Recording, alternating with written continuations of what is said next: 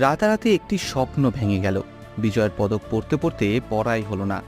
মাত্র 100 গ্রাম ওজনের জন্য অলিম্পিকে 50 কেজির মহিলা ফ্রিস্টাইল বিভাগ থেকে বাদ পড়েছিলেন ভিনেশ ফোগাট। ফাইনালে ওঠার পর রাতারাতি তার ওজন 2 কেজি বেড়ে যায়।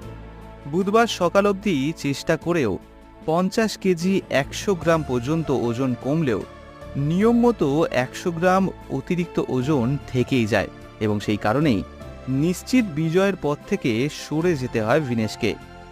কোর্ট অব আর্বিট্রেশনে আবেদনও করেন ভিনেশ, কিন্তু বৃহস্পতিবার ভোরে নিজের সোশ্যাল মিডিয়া প্ল্যাটফর্মে নিজের অবসর গ্রহণের কথা জানান সমস্ত দেশবাসীকে। নিজের মাকে উদ্দেশ্য করে লেখেন, কুস্তি আমার থেকে জিতে গিয়েছে আর আমি হেরে গেলাম, ক্ষমা করে দিও আমায়। তোমার স্বপ্ন, আমার সাহস সব শেষ হয়ে গিয়েছে, আমার শক্তি নেই আর। বিদায় কুস্তি 2001 থেকে